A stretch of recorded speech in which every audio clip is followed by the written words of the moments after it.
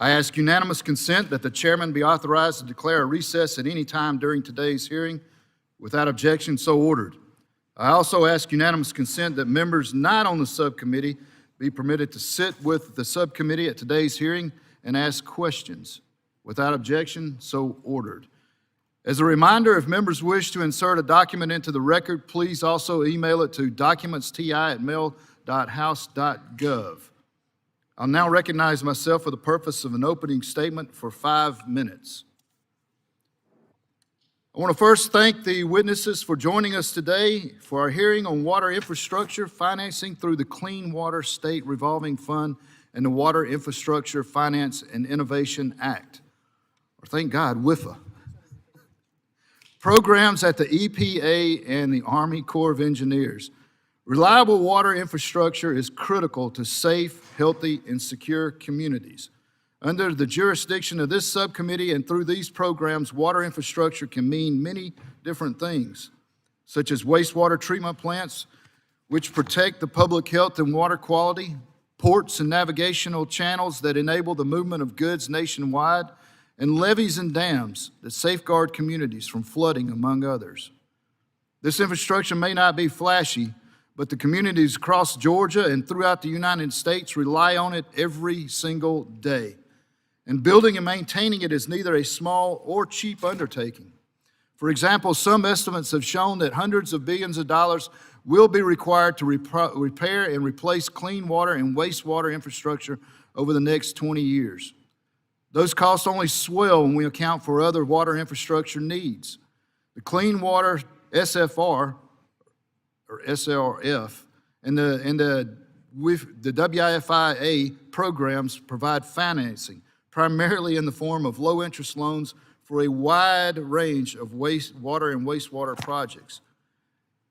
It is our responsibility to ensure that these programs are providing communities assistance to address their water infrastructure needs, while also ensuring that the programs are managed in a financially responsible way so they can keep providing this assistance in the future.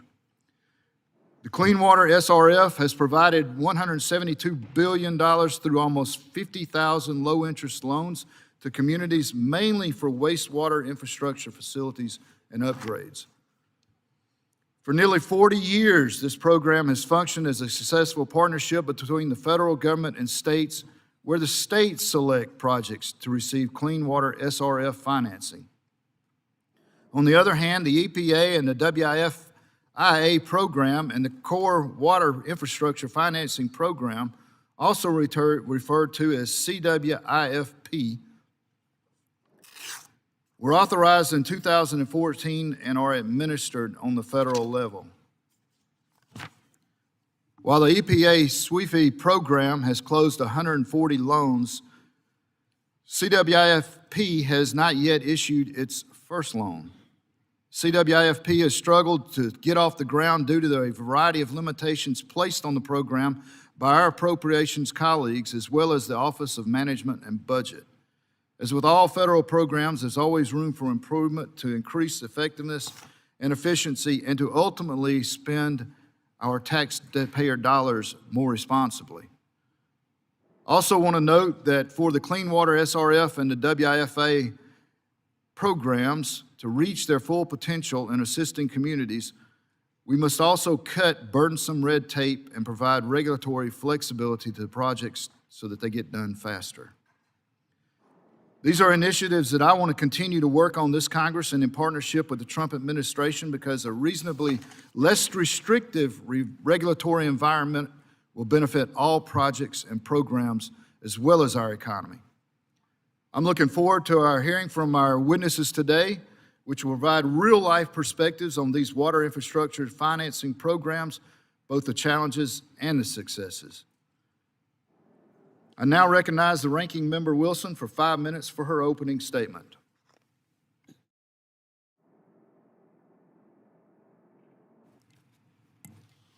Thank you so much, Chair Collins, for holding today's hearing on the critical issue of affordable investments in water infrastructure.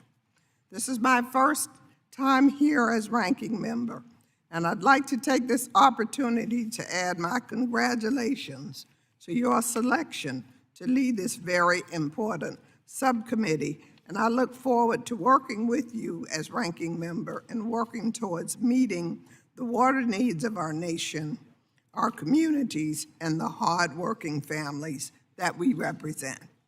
I'm privileged to represent Florida's 24th Congressional District in South Florida, a district known for its stunning beaches, crystal clear water, and vibrant outdoor lifestyle. Like much of Florida, our local economy is intertwined with the quality of our environment. Florida is a peninsula surrounded almost by water from head to toe. Clean water is the foundation of our region's environment, quality of life, and the approximately 1.2 million Florida jobs that depend on Florida's tourism. Our very existence depends on clean water for everyday consumption, commerce, recreation, and the economic vitality of the region. Not to mention that my community is ground zero for the climate crisis that our world faces. That is why I'm deeply concerned about the chaos that Republicans are creating with our clean water future. At the last committee hearing, witnesses from across the United States highlighted how the uncertainty caused by Republican funding freezes in water infrastructure financing is jeopardizing water projects across the nation. This situation is leading to project delays, escalating costs, and even the potential abandonment of crucial local water infrastructure projects. And the Republicans' response? Proposing more slashes to water infrastructure investments by at least 65%. These 1-2 punch to our nation's water infrastructure needs will directly hit the wallets of hard-working American families who will pay more in their water bills if that water is even available. The Republican-created chaos also undermines the roughly 28,000 jobs that are created for every $1 billion invested in water infrastructure, putting the jobs of laborers, manufacturers, and supply chains at risk. What is most chilling about all of this is that silence from my colleagues across the aisles, dead silence. Their constituents are equally concerned about the administration's actions to undermine our water supply. I truly hope that the Republican silence is not a green light for further slashes to protect our water supply. Our communities cannot withstand further setbacks to federal and state efforts to protecting our water and our environment. And we cannot allow this Republican administration to weigh down American families with higher cost and public health risks. I stand with our communities who are simply trying to affordably meet their local water needs. I yield back the balance of my time, and I look forward to hearing from the witnesses. Thank you. I would now like to welcome our witnesses and thank them for being here today.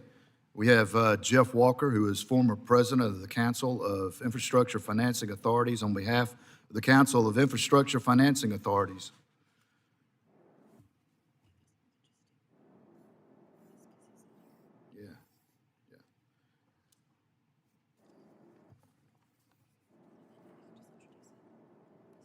Yeah.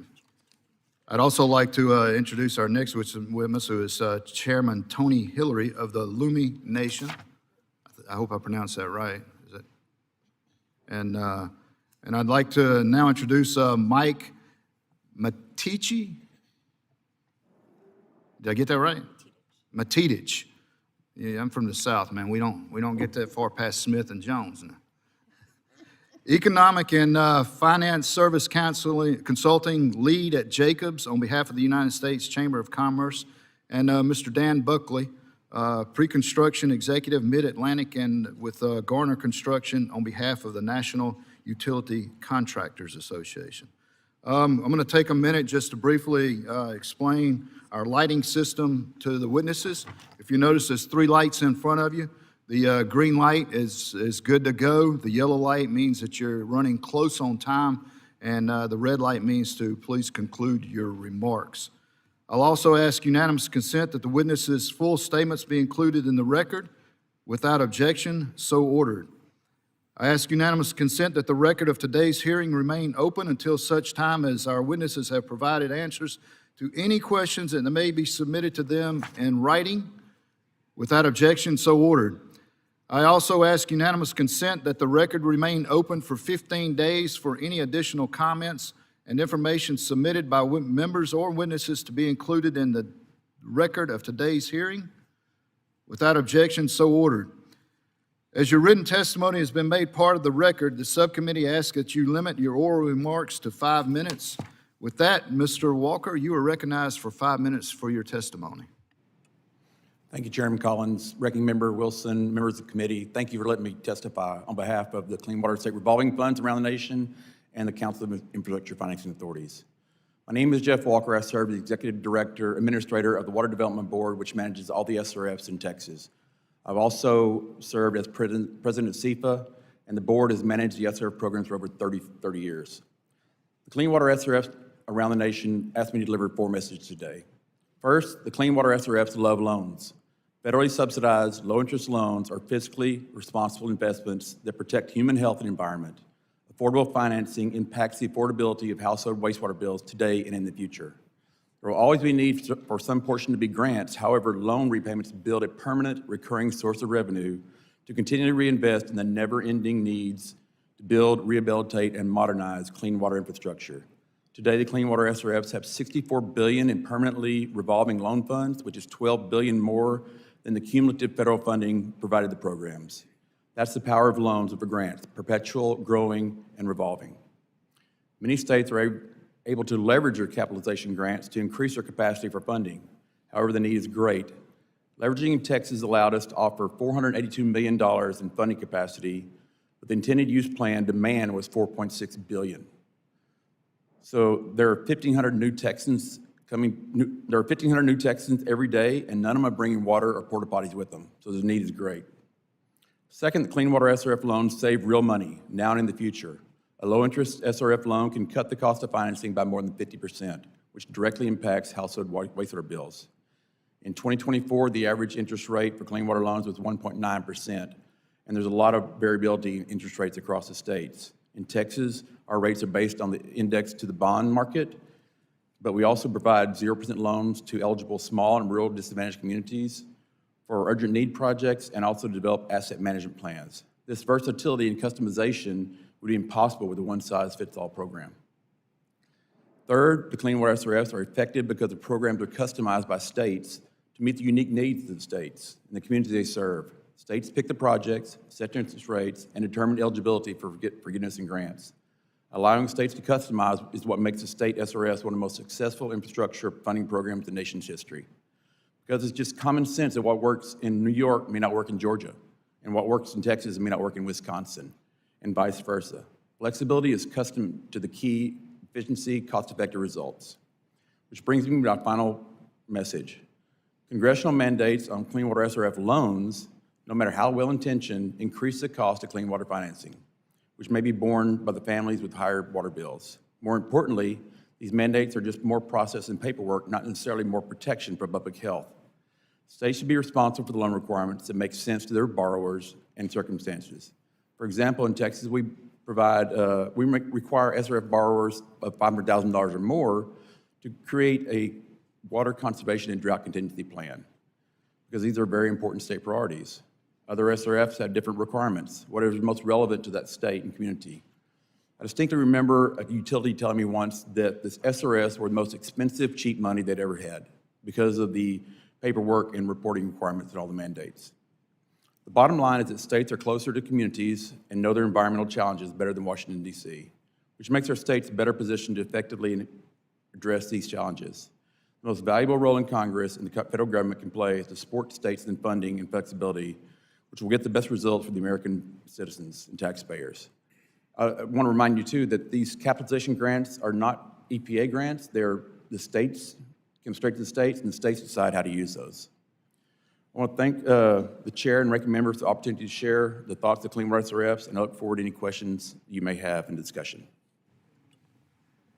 Thank you. I'd now like to recognize the ranking member of the full committee, Mr. Larson, to introduce our next witness. Thank you, Mr. Chair. I'm really honored to introduce Tony Hillaire, who's the chair of the Lummi Nation in Northwest Washington State. So the Pacific Northwest is defined by its clean water, including the health of the Puget Sound, the Salish Sea, the Nooksack River, and surrounding rivers, streams, and lakes. Native peoples were the first to recognize and respect the importance of these critical natural resources and their inhabitants, including salmon and orcas, for current and future generations. I look forward to hearing the Lummi Nation's perspective today on the importance of clean water and water infrastructure needs of tribal and rural communities.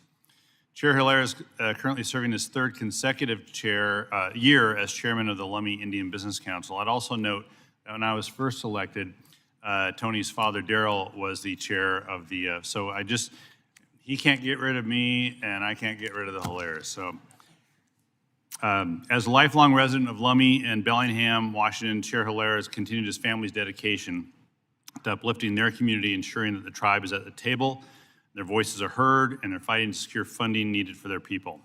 I want to recognize his leadership as well on addressing the ongoing opioid epidemic, both regionally and nationally, and the important work that we've done together to combat this problem. When he's not busy with his duties as a chair, he's a lifelong commercial fisherman as well. I think it's safe to say he'd probably rather be out fishing today than testifying before Congress, but I'm glad he made the trip. I raise my hands to the Lummi Nation for their work they've done and will continue to do for their community and Northwest Washington, and we look forward to your testimony.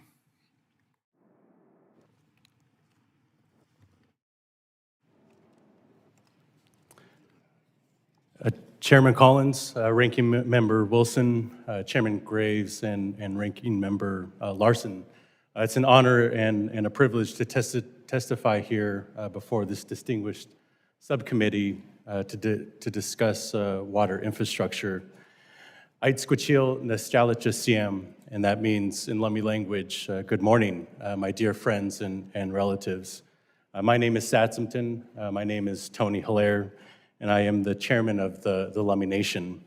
In 1855, our ancestors signed the Point Elliott Treaty, where we left vast lands to the United States in exchange for a reservation and the guarantee that we could continue to hunt and fish and gather in our usual and accustomed areas, our right to health care, our right to education, our right to be Lummi and continue our way of life.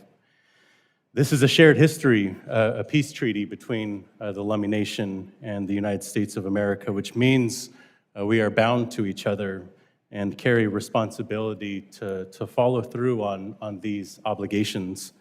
And since time immemorial, the Lummi people have depended on water. It is more than a resource, it is life itself. It sustains our culture, our identity, our economy, and our treaty rights. The health of our waters directly affects the health of our people, our salmon runs, and our shellfish beds, and we identify as the salmon people. The health and well-being of the Lummi people is undeniably bound to the health and well-being of the salmon, and thus it is also bound to the clean and sustainable waters that they depend on. Unfortunately, throughout our history, we continue to face significant challenges in maintaining wastewater treatment systems that ensure safe drinking water and ensure the protection of waters that sustain our treaty reserved resources.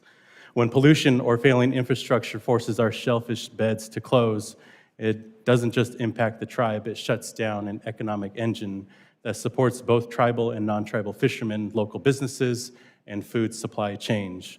Clean water isn't just about protecting the environment, it's about protecting jobs, sustaining economies, and upholding treaty rights.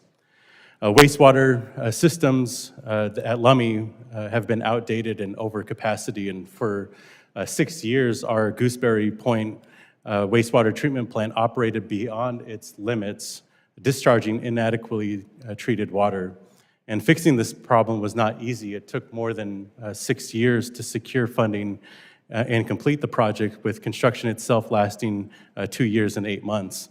And the total project cost reached about $18.7 million, and of this, $12.9 million came from grants or forgivable loans, with the remainder, $5.7 million, financed through our state revolving fund. While the Gooseberry Improvement Project was a major step forward, it is only part of the broader infrastructure crisis that we face. The Lummi Tribal Water and Sewer District operates a system that has components dating back since before 1970. And since 1979, the system has been expanded piece by piece, leaving us with aging and inefficient infrastructure in dire need of a complete overhaul. We serve over 6,000 residents, both Indian and non-Indian, operating 9 wells, 4 potable water storage sites, and 3 wastewater treatment plants. Saltwater intrusion threatens our water supply. Private wells operate unregulated, and every summer we struggle to meet demand, forcing us to purchase off-reservation water. We have multiple pressing water and sewer projects requiring about $50 million in federal investment, and we have identified another $46 million in potential needs. These challenges are not unique to us. Tribal and rural communities across the country face similar infrastructure shortfalls. And while the Infrastructure Investment and Jobs Act provided a much-needed boost, it is only a fraction of the need. Of the $43 billion allotted nationally for drinking water and wastewater from fiscal year 22 to 26, about $868 million was set aside for tribes. And we thank you for this funding and are very grateful, but it does pale in comparison to the overall need. And I would like to emphasize that even when funding exists, tribes face unnecessary barriers in accessing it. The federal funding system is overly complex and fragmented, requiring tribes to navigate multiple agencies, each with different eligibility criteria, applications, and reporting requirements. And this bureaucracy discourages many tribes from applying and exacerbates the infrastructure disparities. I'd like to thank you all for taking the time to listen to us. We urge Congress to provide direct investments and tribal set-asides and reduce bureaucratic barriers to support long-term water security, health, and economic prosperity. Haishka, thank you. Thank you. Next, Mr. Buckley, you're recognized for 5 minutes for your testimony. Chairman, ranking member, and distinguished members of this committee, thank you for inviting me here today to discuss the state of America's water infrastructure and the role of the American utility construction industry. My name is Dan Buckley. Mr. Buckley, could you pull the microphone a little bit closer to you? Thank you. Okay. Thank you. My name is Dan Buckley, and I'm honored to address you as a lifelong professional in this field. I'm a former chairman of the National Utility Contractors Association, as a representative of an industry that serves the backbone of our nation, and an employee owner with Garney Construction. We build and maintain the water and wastewater systems that keep our civilization running. Our work is buried, often out of sight and out of mind. Without us, the foundation of American life as we know it would crumble. Our philosophy is simple. Without the water infrastructure we build and maintain, civilization as we know it would not exist. The utility construction industry is a diverse network of skilled workers, engineers, small business owners, and large firms, united by a singular mission: to deliver clean water to every American in business. Contributing billions to the economy, our industry workforce spans urban and rural communities alike. Many are small, family-owned businesses. The projects we undertake are costly, requiring local, state, and federal coordination. For decades, the primary engine driving these projects has been the EPA State Revolving Fund, SRF, providing low-interest loans and grants to states and municipalities. The SRF has worked remarkably well in channeling federal support into local projects, keeping America's water systems operational. The WIFIA program has expanded access to financing for communities across the country. We call on Congress to build on the program's successes by reauthorizing WIFIA and the State Infrastructure Financing Authority programs alongside the SRFs. The SRF's largest fault remains, however, the lack of resources provided each fiscal year. Given enormous scope of the repairs and upgrades of our current water infrastructure demands, not enough makes it into appropriations discussions or into final law. The resources allocated by the SRF by Congress have never fully matched the scope of the problem. The American Society of Civil Engineers estimates that the United States needs to invest $1 trillion over the next 25 years to maintain and upgrade our drinking water and wastewater systems. Yet, annual SRF funding has hovered only in the $2 to $5 billion range, not nearly enough to address the backlog of projects waiting in the queue. Historically, federal funding covered 63 to 75% of water infrastructure costs. Today, it's just 4% pre-IIJA. Today's SRFs and WIFIA programs are vital resources with Band-Aid budgets. Compounding this issue, congressional earmarks sometimes divert funds from SRF's core mission, prioritizing political projects over state-led priorities, leaving critical repairs unfunded. In recent years, deep cuts to EPA's budget have been proposed, with the bulk of those cuts coming directly from the SRF programs. Annual funding for the SRFs has remained static for the last 7 years. Please keep in mind, we're talking about funding clean water. Let me be clear, the EPA's Office of Water does an exceptional job administering these programs under difficult circumstances.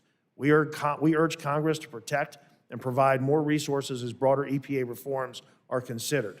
At the same time, states need better training and education for grant administrators to streamline the process. Every hour of the day, leaks and breaks waste an estimated 6 billion gallons of treated drinking water. That's over 2 trillion gallons of water per year. Treated water goes to waste, and untreated wastewater seeps into the ground.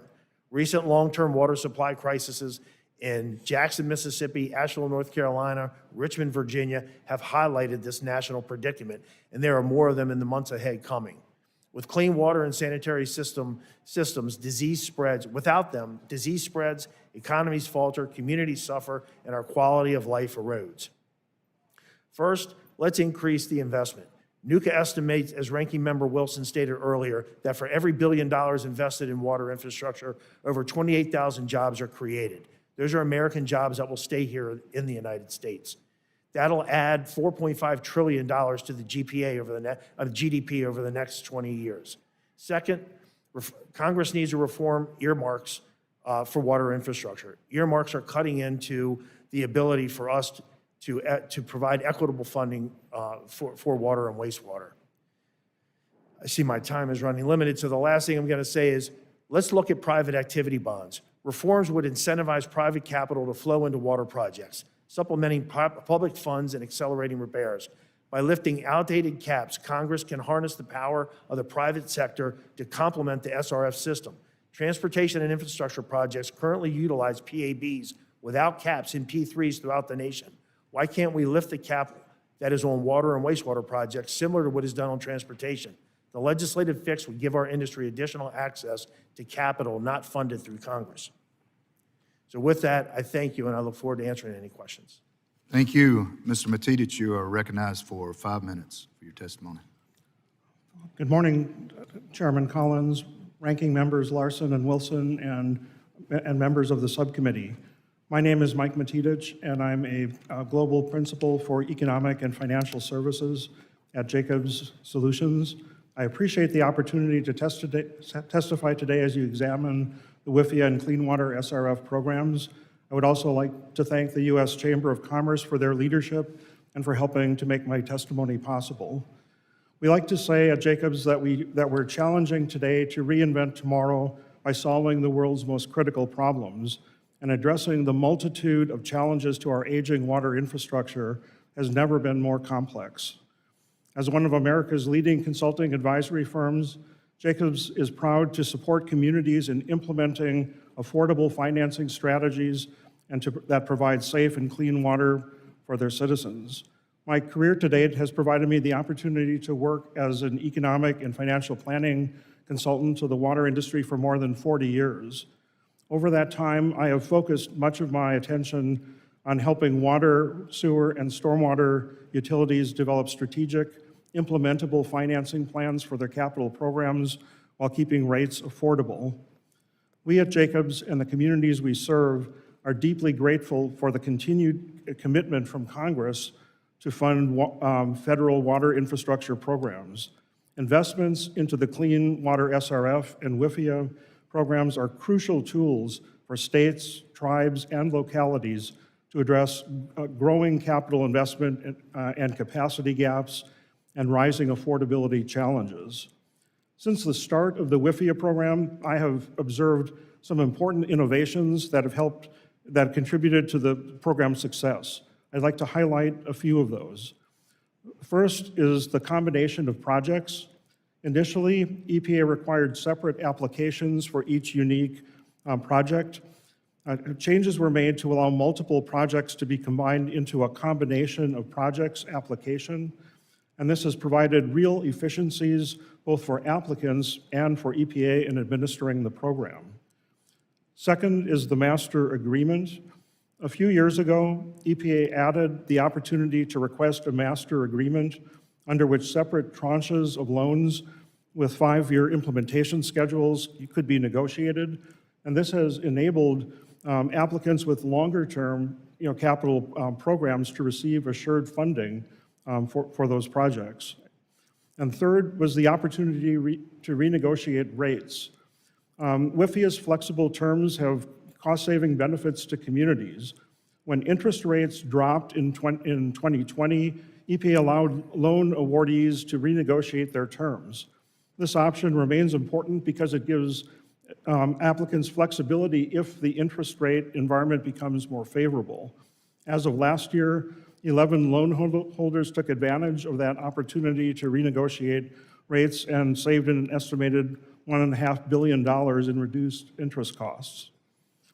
Even though the WIFIA program has provided some flexibility for small communities, interest in WIFIA by small communities has been limited. Small systems face higher costs per customer than large systems because they don't have the same scale economies. And as a result, even with the flexible financing terms by the WIFIA program, customer affordability remains a challenge for small systems. We believe further refinement to the WIFIA and Clean Water SRF programs can improve their access by small systems and strengthen the long-term capacity of communities. First, offering small systems a subsidized interest rate such as 2/3 of the U.S. Treasury rate would make WIFIA financing more accessible. This would also more closely mirror the consideration given to small systems in the SRF programs. Second, expanding pre-construction financing opportunities enables water systems to demonstrate readiness for construction faster, thereby improving their access to the SRFs, WIFIA, or other financing opportunities. Lastly, technical assistance by EPA's environmental finance centers are crucial to improving the capacity development of water systems and allowing seamless delivery of projects from inception to completion. I'll conclude by saying that the backlog of critical infrastructure needs continues to be an urgent national priority. These programs are vital to improving public health and promoting economic growth. Thank you again for the opportunity to testify, and I look forward to your questions. Thank you. I ask unanimous consent to enter into the record 3 statements. First, a statement from the American Society of Civil Engineers. Second, a statement from the National Association of Clean Water Agencies. And third, a statement from the Associated General Contractors of America. Without objection, so ordered. Thank you all for providing your testimony. We will now turn to questions for the panel, and I recognize myself for 5 minutes for questions. You know, before I ask questions, I kind of like to give a little bit of background about myself. I'm a sophomore up here, second Congress serving. And I like to tell people I've spent 30+ years in the private sector, either starting small businesses or buying small businesses or running them. And when I go into a hearing, I always think about 3 things. And that is, what's the problem, what's the solutions, and how do we fix things so that they never happen again? The other thing I like to listen to are what are the successes that are going right so that we don't mess that up. And so as you give your answers to the questions, I would kind of keep that in mind as to the path that I like to take. The Clean Water SRF program and I got this right now, the WIFIA program provides significant federal investment for our water infrastructure projects. Increasing the efficiency of these programs will benefit communities across the country by reducing bureaucratic red tape and supporting faster project completion. Now, going down the line with each of you, I would like for you just to, can you provide one or two suggestions, and that's based on what your experience is, on ways to improve the efficiency of the Clean Water SRF and or the EPA's WIFIA program? And we'll start with Mr. Walker. Okay, thank you, sir. One of the ways, like I mentioned in my testimony, is to reduce the number of mandates, especially for small communities. There are 7,000 water systems in Texas, most of them under 500 connections, and assuming they can handle all these mandates and the reporting is not a good thing. They just can't do it. It takes a lot of work. Texas is just now starting to use WIFIA. One of the problems with it that I've heard, it's really for bigger communities. I mean, the application fee is $100,000 off the bat, and it's non-refundable. So small communities can't afford that. Plus, the small communities has to pay the consulting fees for EPA. And it can only be 49% of the project. So they got to find another 51% of the project, which is usually the SRFs. So that's kind of applying two different places. It's not really good for small. It works great for a large, sophisticated community, but it's really not good for small communities. Thank you. Honorable Hillaire. Yeah, thank you for that question, and I really appreciate and admire your mindset and coming into these subcommittees. For us, generally speaking, for solutions and thinking about what some of the barriers are, for us it's direct funding, and and in forms of grants as well, tribal set-asides, and also just streamlined applications and reporting requirements would go a long way for us. However that looks, and whatever that can be is something that would be beneficial and a good solution, because right now we have to go through so many different hurdles of these requirements, not just local, but state and federal, and then also trying to go through our own code of laws at Lummi Nation. It can be strenuous on our team just to compile and gather the funding. So as a solution, I think that's what we're looking for, something a little more direct and immediate to address the immediate need. Thank you. Mr. Buckley. I'd have to rely on our utility owners to answer this a little bit more directly, but I do see the downwind of a lot of strings that are attached to grants when they come through the SRF's programs. I think creating the loan applications are fairly straightforward, but the grant applications can be extremely tedious, and the people that need, or the end users that actually need the grants the most, are the smaller utilities that we service, and they don't have the personnel or resources to actually do grant writing. It's a little bit difficult for them to get that accomplished. So I think the strings attached to grants and the list of requirements that are needed on grants is just too great. Thank you. Mr. Matichich. Yes, thank you.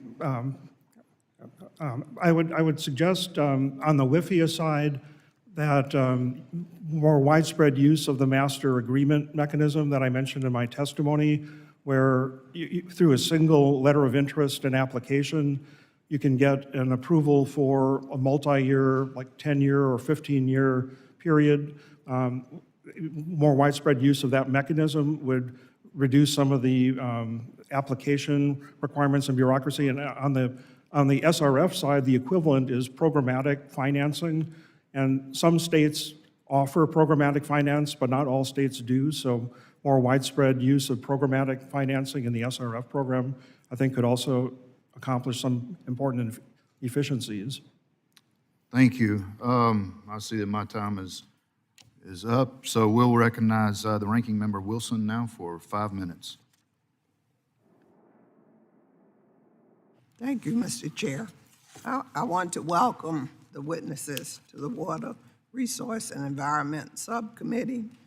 We're here to discuss water infrastructure financing, specifically the Water Infrastructure Finance and Innovation Act, or WIFIA. and the Clean Water State Revolving Fund. They ensure our communities have properly functioning wastewater infrastructure and support efforts in every corner of the country. They allow us to invest in our nation's water infrastructure, funding projects ranging in sizes from as small as $50,000 to millions of dollars. My South Florida community received $147 million WIFIA loan to increase the reliability of our drinking water supply. My mantra has always been jobs, jobs, jobs, and this project in South Florida will deliver countless jobs across both Miami-Dade County and the Florida Keys. It will also help deliver clean water to roughly 150,000 Floridians. In 2019, we saw Miami-Dade County receive a $100 million loan. These investments in Florida are critical. My district includes the entire water coastline, Biscayne Bay, and some of the most beautiful beaches in the world. Water is not just near to us, it is the lifeblood of our community. It supports our tourism, sports, fishing, cruise lines, and cargo ships. So I'm grateful for the work of this committee and what they're doing with the Water Resource Development Act of 2026. With that, I have a question for the panel. I want to start with Chairman Hillaire. As Congress consider both reauthorization and funding of the Clean SRF, do you support maintaining the funding levels of the last 4 years of BIL funding for the SRF program over the next 5 years? And with cutting the Clean Water SRF program by over 65%, have an adverse impact on meeting the clean water infrastructure needs of our community, especially our small, rural, and economically disadvantaged communities. If these federal funds were eliminated, what would happen to local water and sewer bills? If these critical upgrades were even possible to carry out with diminished funding, would taxpayers and ratepayers have to pay more? Start with Mr. Hillaire and then everyone. Take a turn. Thank I'll you. get into it in a minute. Thank you. Thank you for that question. First off, maintaining a robust annual investment is very important to the Lummi people. We depend on this, and our habitat depends on this, and our salmon and shellfish beds depend on it. And being a fishing people, the continued decline of our ability to fish has significant impacts to the well-being of our people as well. So when we talk about these financial investments and the being a small and tribal community and participating in these infrastructure investment programs, it can definitely be an issue because it puts us in a place of trying to maintain at break even and also not try to raise the rates for our people that are getting water from our wastewater treatment plant. And we have high rates of poverty and inability to practice our treaty reserved rights, and there's just a great need for us, and you know, it's a tough position to be in. And as Ranking Member Larson mentioned, he survived generations of Lummi leadership, and if he wants to come back to Lummi and tell our elders that we're turning off their water, he's more than welcome to join me. But right now, we're any way that we can do this in a productive and affordable way is probably the utmost importance to us, and I think grants or direct funding would be great ways to do this work. Thank you. Thank you. Mr. Walker. Yes, ma'am, thank you. So as the chairman mentioned a while ago, the cap grants have been static, if not dropping, because of congressional mandates and earmarks. But meanwhile, as y'all already know, and our other members here, the costs have increased dramatically. So I'm thinking that we can continue to lower the cap grants, money to the states, and eventually to the citizens and meet our needs we can't do that. I mean, we've got to at least fund the full authorization, not appropriation, so. Thank you, Mr. Walker. Mr. Chair, I'd like to enter into the record 2 letters, American Rivers and 37 national and state organizations about future federal funding. So ordered. All right, the chair now recognizes Member Boss for 5 minutes. Thank you, Mr. Chair. You know, in February, I introduced legislation that would actually amend the WIFIA to modernize the program to ensure all projects receive program assistance are met with payment and performance bonding requirements. While some projects already have these bonding requirements, newer forms of project deployment, such as public-private partnerships, could leave taxpayers and funds and payments to subcontractors at risk. Having these security protections in place guarantees subcontractors, suppliers, and workers on our nation's infrastructure projects are paid and projects are complete on time and on budget, even if the lead contractor has financial issues. Yeah, my question is to the panel, and if you could answer very quickly, got a second question I need to get to. Do you think that all of these projects if they meet the bonding requirements to protect on-site workers and safeguards and federal tax dollars, is this a good idea? In Texas, we require bonding of all contractors, so yes, it's a good idea. We've had projects that failed and they got to, with the bonding, they've continued to supply the services, so yes. Yeah, I'm not too familiar with this type of program assistance, so I would like to yield my time to the other. Yes, sir. In the construction industry, we're well aware of the bonding abilities and needs of our subcontractors base. So yeah, we support. Mr. Mitchell? I believe that is an important, consideration, and we support that as well. I appreciate that.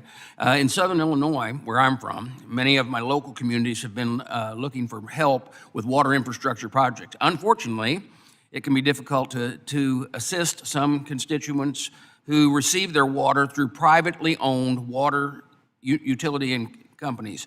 Last Congress, I introduced legislation with my colleague from California, Mr. Garney, titled the Clean Water SRF Parity Act. Now, what this bill would allow is investor-owned wastewater utilities to apply for low-interest loans through the Clean Water State Revolving Fund, just as they are allowed to do under the Drinking Water SRF. Importantly, our legislation would only allow them to compete for loans when the state thinks it is appropriate. At the same time, it ensures that the benefits of these loans is only passed directly to our constituents and ratepayers. Mr. Walker, the CIFA has supported this legislation in the past, and as I prepared to reintroduce the bill in the 119th Congress, could you explain the benefits of allowing private wastewater utilities access to some of these loans? Like you said, CIFA is not opposed to this. I mean, a lot of states, a lot of their constituents are supplied by these privates, so allowing that, we have no problem with that. Okay, do you currently believe that currently enabling of private wastewater companies to apply for these loans, interest loans, has hurt taxpayers who are hard-earned dollars to the SRF by denying access simply because where they live? I agree. Sometimes they don't have a choice of who supplies their services, so yes, sir. All right. Mr. Mitchell, can you please speak about how opening the SRF loan program to private water companies would benefit not only the end user, but also strengthening the loan program over time?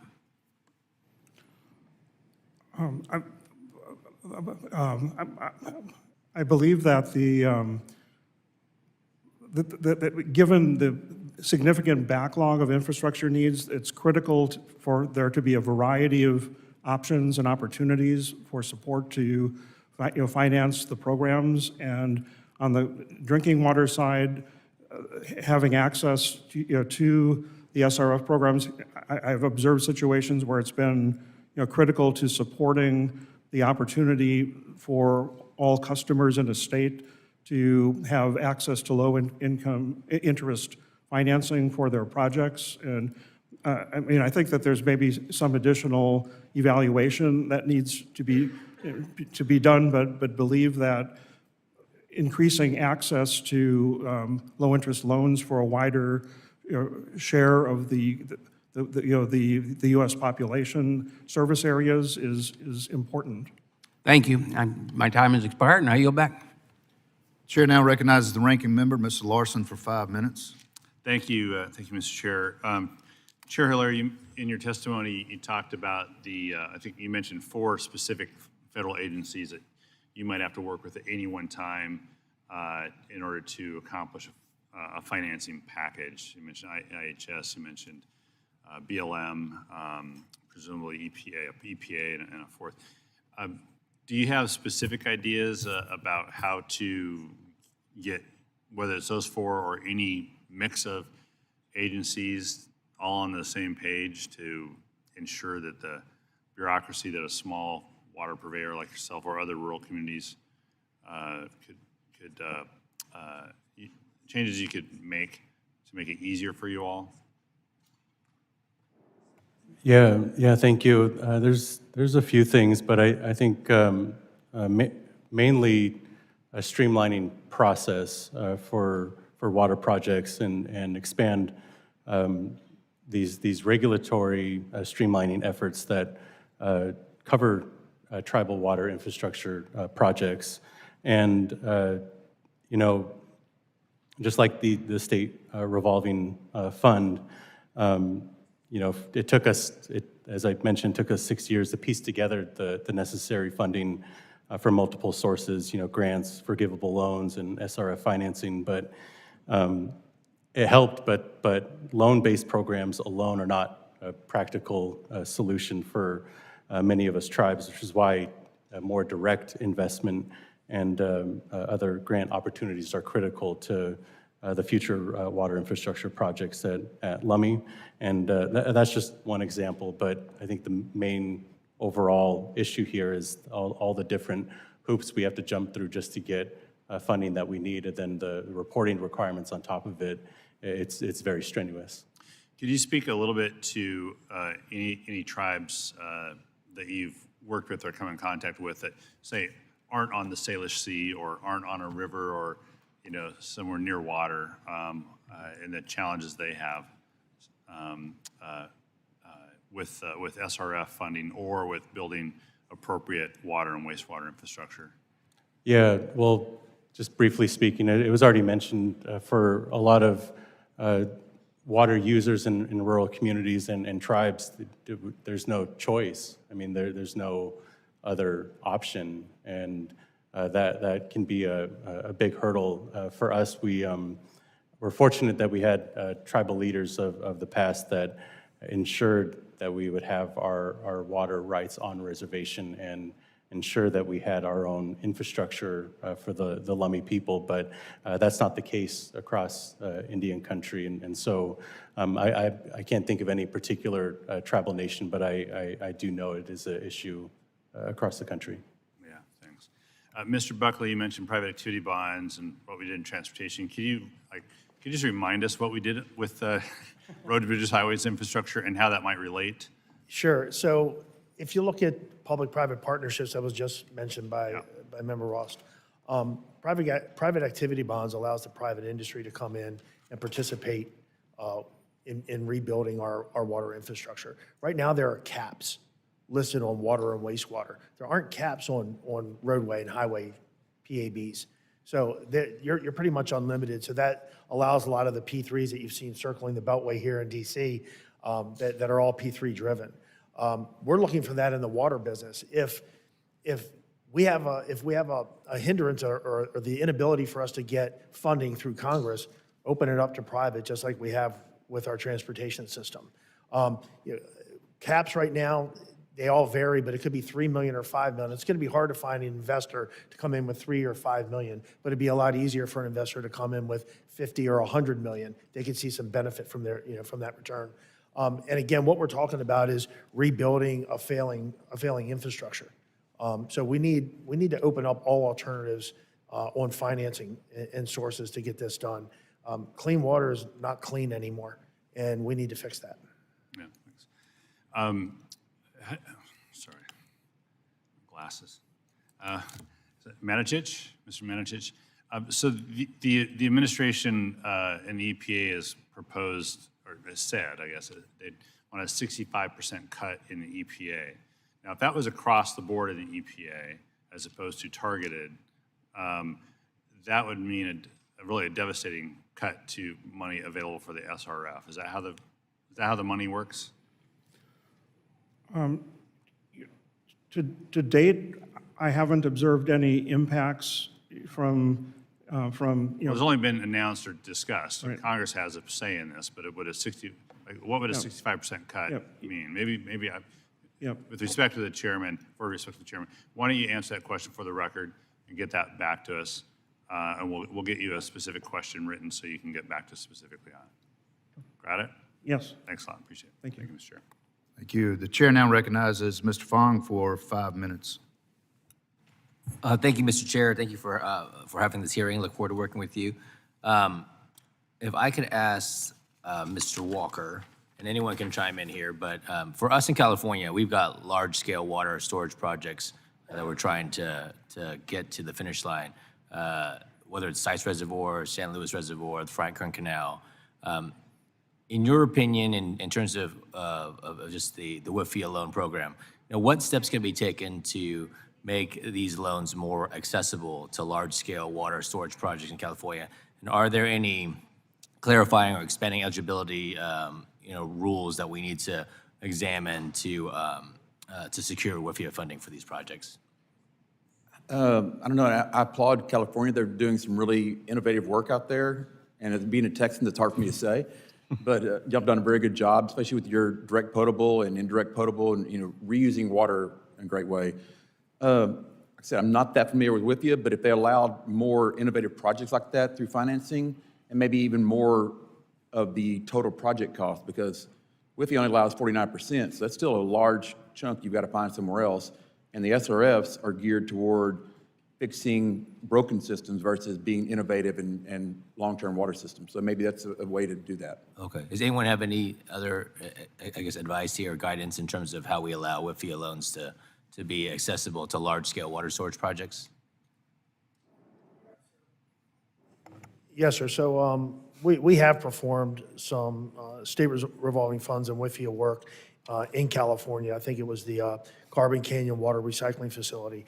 And yeah, again, it's getting the binds off us when it comes to, and the strings attached that are tied to some of the funding. And also in the smaller communities, we need to make it a more streamlined process for them, easier. They don't have the staff and the personnel to do grant writing and things along those lines, and it's a hindrance to them. And they're the ones that need the water the most, or the funding the most. Okay.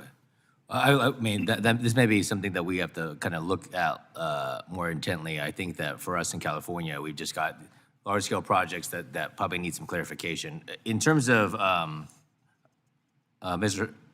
Matichich, if I could ask you, you've kind of discussed, you mentioned the 35-year terms as an example of a financing advantage of the WIFIA loan program. Some have suggested a 55-year term that would help, more communities access loan funding. Can you describe how extending, loan maturity dates, how that would provide greater flexibility for some of these long-term projects?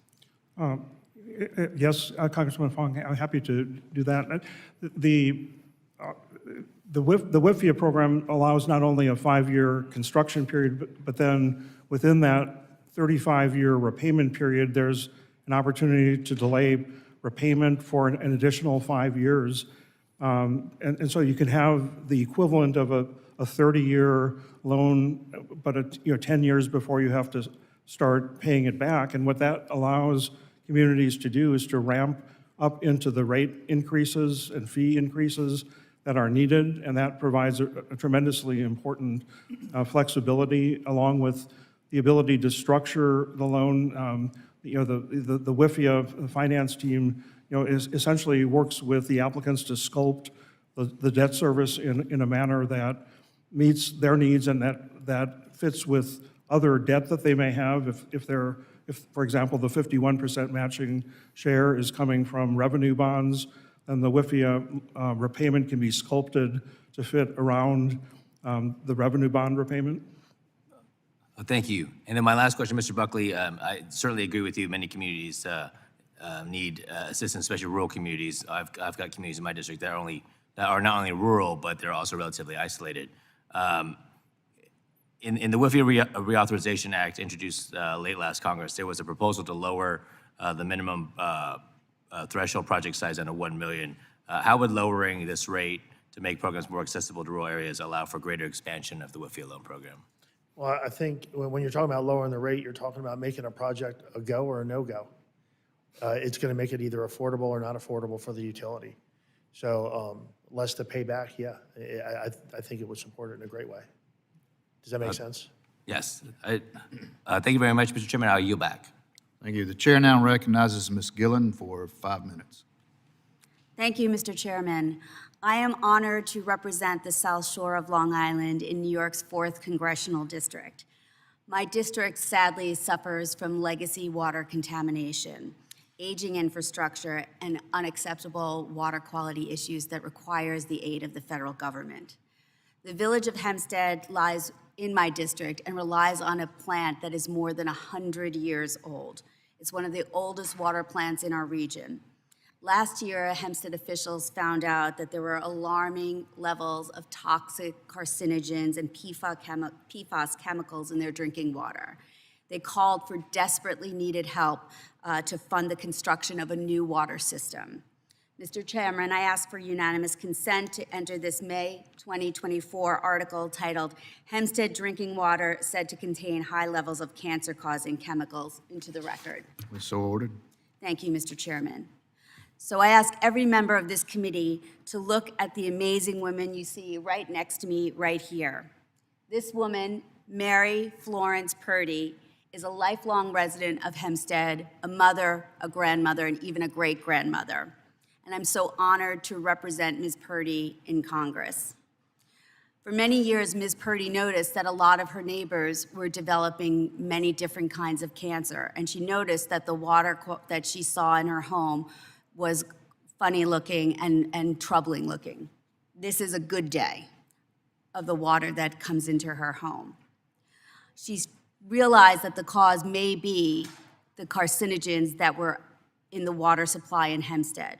As you know, PFAS contains carcinogens that cause serious health problems, including links to cancer, liver damage, immune system disorders. And my constituents and Americans across our country should not be subjected to these cancer-causing chemicals in their water supply and every time they turn on the faucet in their home. So knowledge of these carcinogens in the water activated the activist in Ms. Purdy, and she decided that she was going to do something about it. She said she never ever had gone to any government hearing before in her life, but she went before the Nassau County Legislature and begged for their help to clean up the water in Hempstead. And she said, if no one's gonna help me, I'll do it myself. I'm an old lady, and I have no business walking all over the village of Hempstead, but I'll do whatever it takes to make sure the residents here get clean water. And so she did. She went to barber shops, she went to supermarkets, she went to gas stations, she recruited friends from her senior citizen club to go walk around the village of Hempstead with her, making sure she had someone who was fluent in Spanish so everybody could understand what was going on with the water there. And she said no one said no. I met Ms. Purdy when I was at a meet and greet in my district during the summer, and she gave me hundreds and hundreds of signatures on a petition that she carried herself, a 74-year-old lady, asking for help to get clean water in Hempstead. I promised her that if I got to Congress, I would advocate to make sure that every resident of Hempstead and our country has access to clean water. It shouldn't matter where you live, whether or not you get clean, cancer-free water. So, Mr. Chairman, I'm here today as a member of this subcommittee because of Ms. Mary Purdy and every single resident of my district who deserves access to clean water that has been neglected in some way by their government. Thanks to the hard work of Ms. Purdy, of the village mayor, the deputy mayor, and the trustees, the village of Hempstead received $1.7 million in federal aid to help break ground on a new water treatment facility, and received money also from the state of New York to continue building it. While this money has been helpful and is critical, it does not go far enough. The project will cost up to $55 million to complete. Communities like Hempstead need federal funding so the water my constituents use to bathe, clean, and drink is safe. The bipartisan infrastructure law included $11.7 billion for the Clean Water State Revolving Fund, including $1 billion specifically dedicated to addressing emerging contaminant like PFAS, but it's not enough. Mr. Matichich, can you speak briefly to what more we can do to make sure Congress is providing the federal resources directly to communities like Hempstead to upgrade critical water infrastructure? Thank you, Congresswoman. I appreciate your question. I mean, as I've said in my pre-filed testimony, the existing commitments through the SRF programs and through the WIFIA program, that are, especially the bipartisan infrastructure law, the higher levels have been tremendously important, but as you indicated, do not come anywhere close to fully funding the backlog of critical infrastructure needs. I know that these programs have bipartisan support because they're critical to customers and users of water systems like your constituent throughout the entire country, and increasing the level of opportunity for low interest loans, and where possible, some of the principal forgiveness funding that you referenced, I think are critical, and increases are every dollar of increase that can be Gillen, approved is money well spent. I would suggest that you follow up with a written answer Yes. for you, so we've got a lot of people. Thank you, over. thank you, Chairman. I yield my time back. Thank you, Thank sir. you. The chair now recognizes the vice chair of the subcommittee, Mr. Taylor, for 5 minutes. Thank you, Chairman Collins and Ranking Member Wilson, for holding this hearing today, and thank you to our witnesses for their testimony and insight. I represent a rural district which has a significant amount of aging water infrastructure. Most of the cities and towns in my district have water infrastructure that has well exceeded its intended lifespan, which is unacceptable. I'm excited to work with members of this committee to ensure our nation's water infrastructure is safe and resilient. There's often a lengthy backlog of projects awaiting state revolving fund awards, with some projects taking years to receive funding.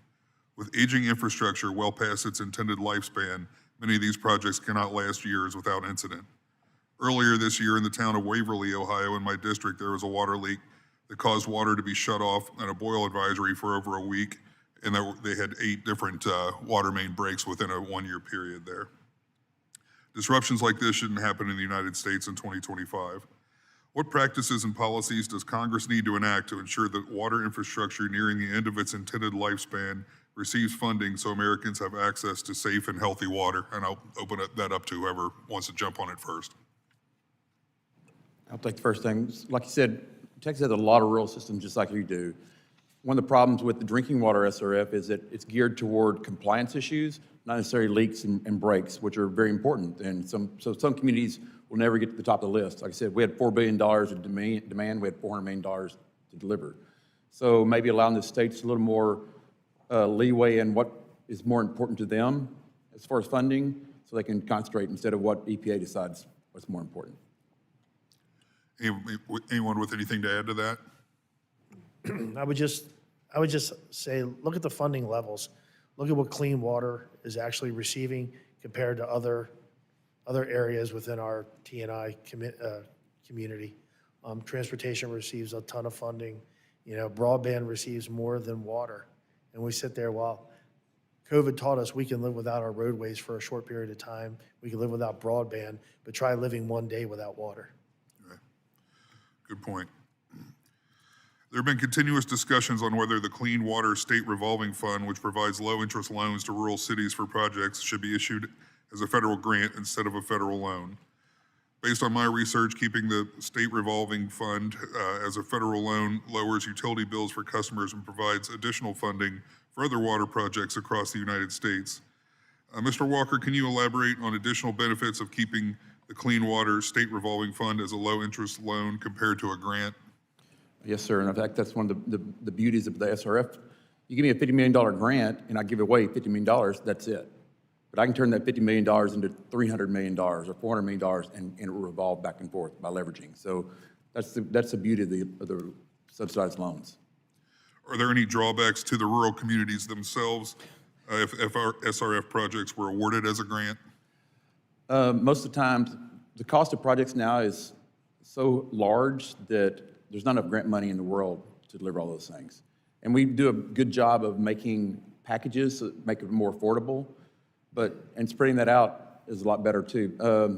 Some of the rural communities cannot afford anything, unfortunately. And so you have to find, there is a need for loan grants, but as a whole, most of them can afford something, it's just that they don't want to sometimes. Thank you. Everyone can agree that many of the procedures and processes the federal government requires when determining a water project can be tiresome, oftentimes unnecessary and costly.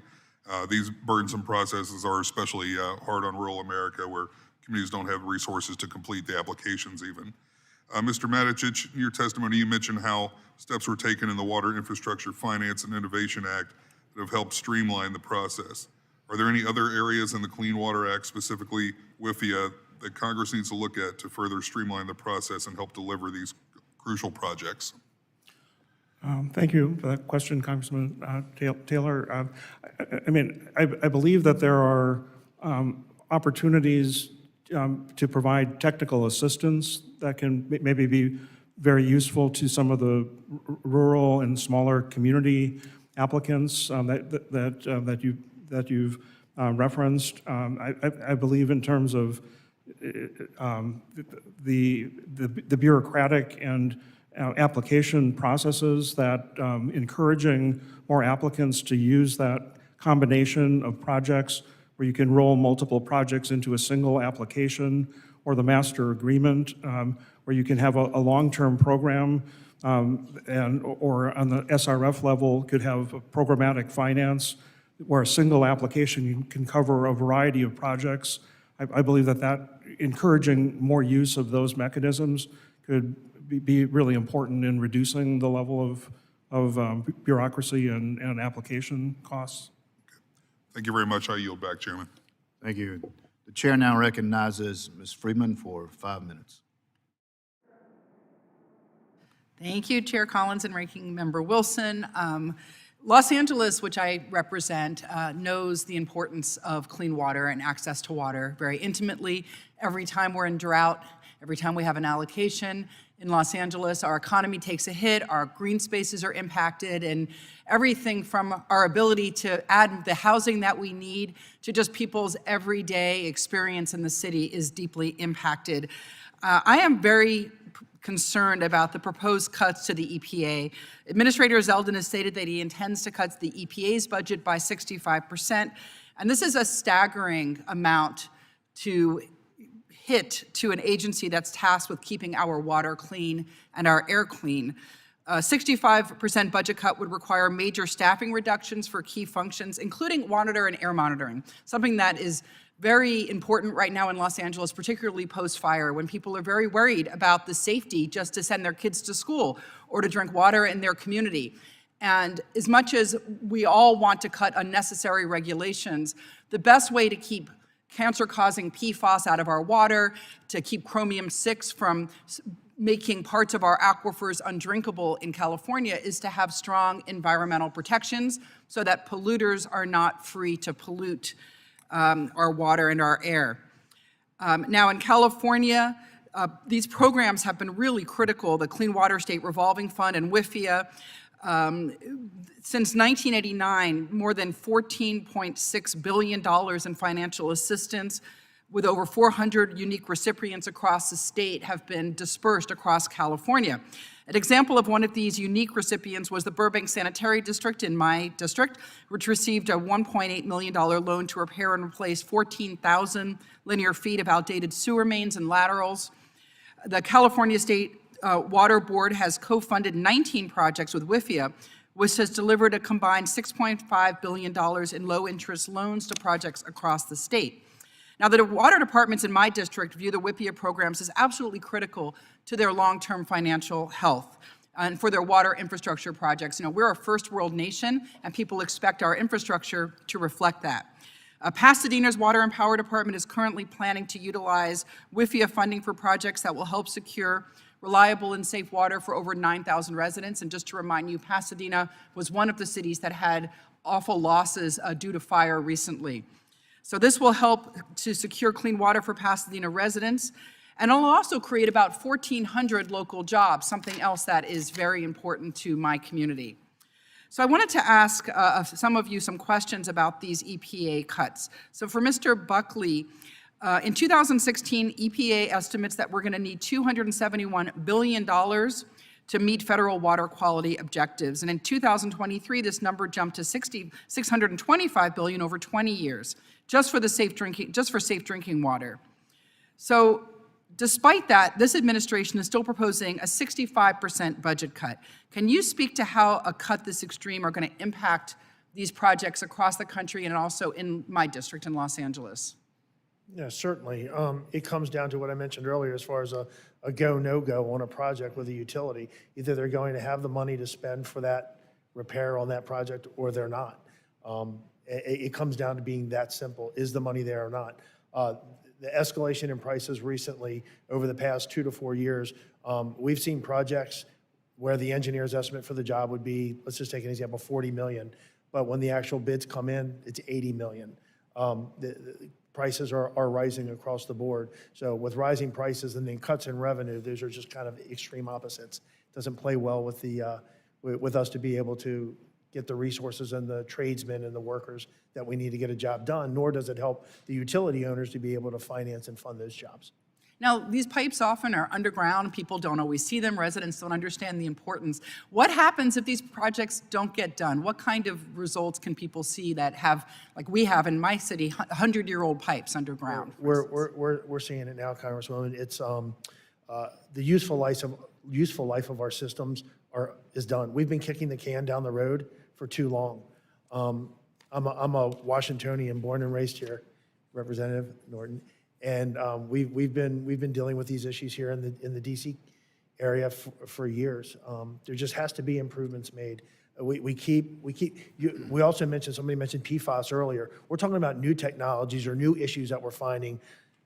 All these budget issues that we're talking about now, this is just to maintain what we currently have, not even to address what's coming down the pike.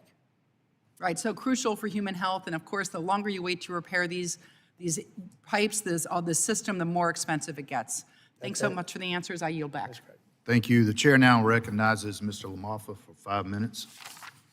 Thank you, Mr. Chairman, and thank you to panelists. You know, Ms. Friedman was talking about the importance of our water supply and to get into Southern Cal, and so some of the points I want to make here really underline that as well, as we have great opportunity to hold a lot more water in California that we're not doing presently. A couple angles of being able to build the Sites Reservoir, which WIFIA is going to play into that, as well as running the pumps a little more efficiently to fill up San Luis Reservoir. We're going to see allocations of 35% to farms in San Joaquin Valley unless things improve this year. 35% of, I don't know what normal is anymore. So, I mean, we got to do better on that. We should be filling San Luis Reservoir. We should be building Sites Reservoir and managing our water a little more smartly. You know, Lake Shasta up there has seen since January 1 a tremendous amount of water just go down the stream and not be picked up somewhere else. And we're working on the numbers. I know off the top of my head, it's at least 800,000 acre feet. It might range as much as 2 million acre feet have flown by Lake Shasta on that Sacramento River CVP project. So I want to drill down more on the WIFIA loan process there, which is indeed a good one. It's been very helpful for a lot of projects. Chairman Hillaire was talking about the importance of local clean water projects and processing plants, and that plays into this as well with our Bay Delta, in that if more plants around the bay were putting out cleaner water, we wouldn't have nearly as much garbage, as bad water in the Bay Delta, which requires so much flushing of good water that could be going to ag and people. We're going to see 42 gallon per day rationing for some of our urban neighbors as the way things are going. So, Mr. Matichich, let me drill down on the WIFIA with you here a little bit. The Sites Reservoir project located in my district, and I shared with Mr. Garamendi for a time till the lines changed. Appreciate all his strong help on that. Is a 1.5 million acre feet proposal that's grinding through the process here. It applied for a WIFIA was first invited to in 2021, and that application in 2022. And so it's still waiting EPA review and approval. So I'm grateful that at least it's in play, but we need to get moving on this. And WIFIA is very important because it is a low interest loan. The federal government doesn't lose out, it's paid back, but it also makes things much more affordable for a project, and actually in this case can lower the cost of the water itself the buyers will be using by about 10% just from not having high interest payments. So Sites is about a $4 billion project, and the WIFIA could amount to about $2 billion. So what I would ask Mr. Matichich was, should the EPA in this process, since we're a few years in now, provide more flexibility within the loan program to project, related to project schedule, flexibility, and the completion dates, so we can better accommodate large-scale projects in general? I know you're not versed on sites per se, but large-scale projects.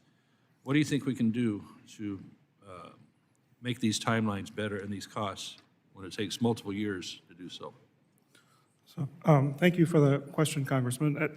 I think that the master agreement arrangement that WIFIA introduced a few years ago is actually ideally suited for the program and project that you're talking about. Actually, the very first WIFIA the loan that was closed under the master agreement was with the Hampton Roads Sanitation District in Virginia, and that was for more than $1 billion. Was it very speedy? I'm sorry? Was it very speedy? It actually worked through pretty efficiently, yeah. And they were able to structure it so that they could have separate tranches of loans, like 3 tranches of loans within a 12-year construction period. And so you can have a 10 or a 15-year construction period and have multiple loans within that are based on the actual construction period for the individual. My time is getting short, but when you see costs continue to go up during that timeline, and interest rates have jumped quite a bit, unfortunately, during this period of time that Sites has been waiting, how do we insulate ourselves from that? Should we have, there's a one-time reset of loan interest rates, for example, that are allowed. Do you see this, that these costs can come down sometime in the near future and keep products affordable? Well, given all the uncertainties about escalation rates and interest rates, I've seen such situations where the WIFIA underwriters and finance staff have encouraged the applicants to include your significant contingency, and they welcome inclusion of a significant amount of contingency to cover some of those uncertainties, especially with regard to longer term programs. Okay. All right, thank you. I appreciate it. My time's already up. Yield back. Thank you. The chair now recognizes Mr. Garamendi for 5 minutes. Thank you, Chairman Collins. I think I'm going to have an out-of-body experience here. We're going on and on here. Maybe we all fell down the rabbit hole and up is down and down is up, but I think there's something really, really important going on that we're pretty much ignoring. My colleague from Los Angeles, Ms. Freeman, mentioned it, but the reality is that the Trump administration is going to cut the EPA by 65%. And they've already made significant personnel cuts. And I'm going, how does that work? All that we're talking about here requires more money and more staff to process the various programs that we all want to have. So what are we doing? Why are we doing this? Why are we talking about, Mr. Bost and I proposing an amendment and also other amendments on the other side? We've heard from our colleagues on the Republican side. We're going to improve the WIFIA program. We're going to improve the CIFIA program. At the same time that the entire EPA and the Corps of Engineers are going to be facing massive personnel and budget cuts. How is this going to work? I suppose we're probably just going to continue plowing ahead and ignoring what is actually happening in real time as we sit here. Those cuts are happening.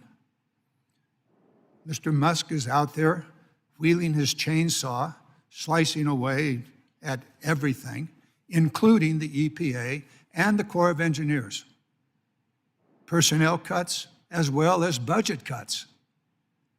Okay, I suppose I ought to join the parade here and forget about the reality of what is actually happening at this moment in this government. Significant reductions in the money available and in the personnel to process what I would like to see happening. Got 2 amendments I'd like to put into WIRDA. Well, okay, WIRDA sometime in the fall. Maybe we'll get it done by September, don't know. To what purpose? There's no money. There's no staff at the EPA. The funding for the Corps of Engineers dramatically reduced by nearly $2 billion for programs such as this and dredging and on and on. We've got to get real here. All of this nicey legislation and improvements, of which 2 of them are mine with my Republican colleagues. And they're important, they're useful, they're helpful. But the underlying program is dramatically reduced. So let's get real here. We can fight a fight of really no purpose by amending the current laws, WIFIA, as well as the Corps of Engineers program. To what purpose? When the entire foundation of the program is being destroyed. It seems to me that our task and our time ought to be spent dealing with the here and now. And that's what the Trump administration is actually doing. Actually doing as we sit here. Dramatically reducing the funding, dramatically reducing the staff to process even less funding programs. If we fail to fight the fight on what is happening, what the Trump administration is actually doing, all of this nicey talk is to no purpose. Because it won't happen. It can't happen. There's no money, there's no staff.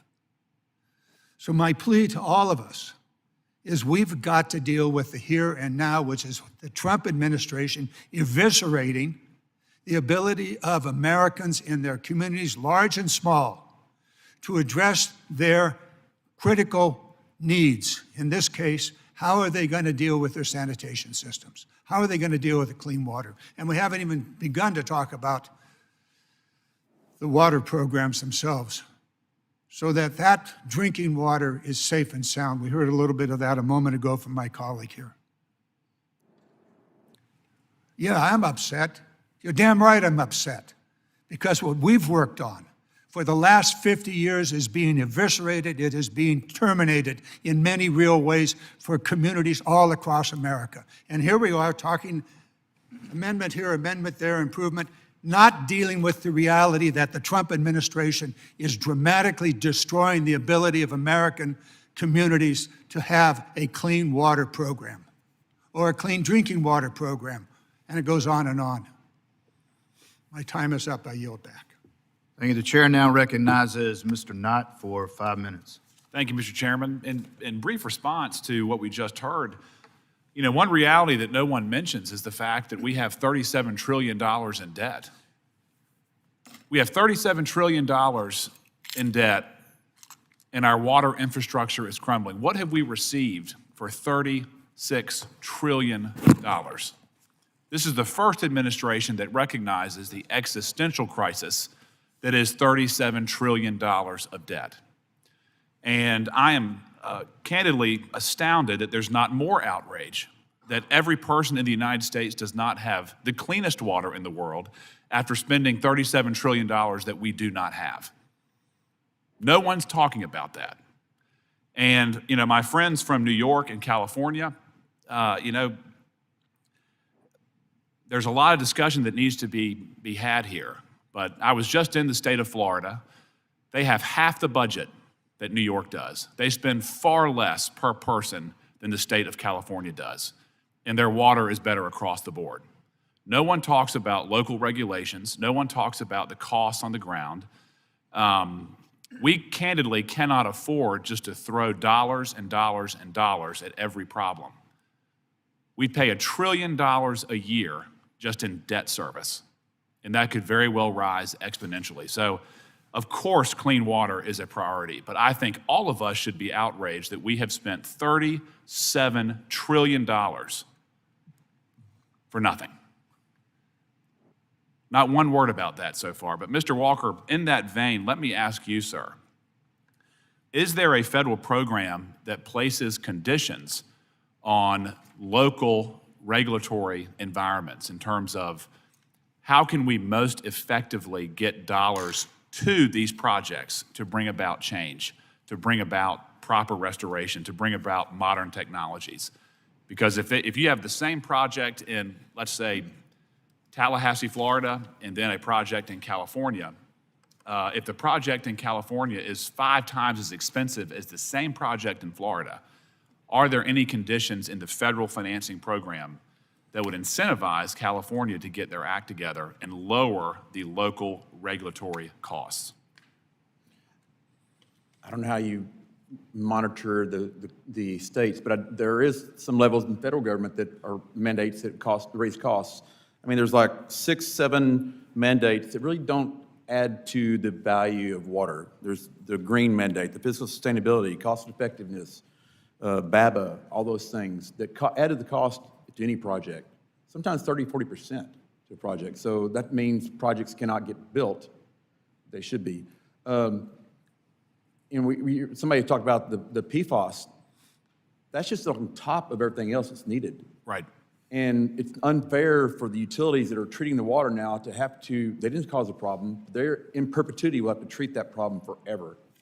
And so that's going to add tremendously to their cost. In your experience, sir, what's the best way to bring down those costs? Because these are problems that need to be addressed, of course, but we have to have a fiscally conscious mindset when we're doing it. I don't know how to bring down the costs, except to make them more affordable. And people have to understand they've got to pay for water and wastewater. It's not for free. Right. I mean, we pay more for our cell phone bills than we pay for our water bills. We pay more for streaming services than we pay for our water bills. You die in 3 days without water. You don't die without streaming services, but people think you do. I'll just go down the line with the remainder of my time. If you could ask, in your estimation, what's the best way to most efficiently bring down the costs of these problems?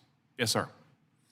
Yeah, I think, well, I appreciate the discussion as well. I think this is the discussion that needs to happen. And for us, as mentioned already, the direct funding and a lot of this investment, federal investment and state investment is what allows us to be able to build this water infrastructure and then make sure that it is at a cost-effective rate for the ones using it. Mr. Buckley. Chairman, Mr. Knott, I think, mentioned me in his opening remarks. Would you yield me for 15 seconds? Let me get these answers and then we can yield. Mr. Buckley, sorry. Sure, bringing down costs will be cutting regulations. Red tape. Yep. That helps a great deal, without a doubt. But what I would like to see from this group is for somebody to pick up the lead, again, as I mentioned earlier, on private activity bonds. And let's bring private funding in here. If Congress isn't going to be able to provide funding, as our representative stated just a few minutes ago, then let's let private industry come in, just like transportation does. There's no reason water shouldn't be the same way. Yep. Thank you. Thank you for the question. I would add, I think making sure that there's a sound pre-construction process that looks at make sure that the cheapest and most cost-efficient alternative is actually the one that's being implemented can go a long way toward helping to reduce costs. Yes, sir. Thank you all for your testimony. I wish I had more time. Mr. Chairman, I yield. Chairman yields. Gentleman yields. The chair recognizes Representative Figures for 5 minutes. Thank you, Mr. Chair. I agree. The $37 trillion is a problem. It's not just that this administration is the first administration to pay attention to the problem. This administration was part of the problem. This administration, the first time around, added more money to the national debt than the previous administration. And as we sit here now, if we were so concerned about the $37 trillion, we wouldn't be pushing forth a budget that's going to add an additional $2 trillion to the national deficit. An additional $2 trillion. And I am of the opinion that if we're going to go $2 trillion into debt, we shouldn't be doing it for the purpose of funding tax breaks to the wealthiest Americans. We should be doing it for vital purposes, for critical infrastructure, like ensuring that we have clean water delivery systems across this country. And so if we want to be serious about our national debt and deficits, let's have a serious conversation, but let's not pretend to do that. Let's not pretend to be making cuts at DOGE.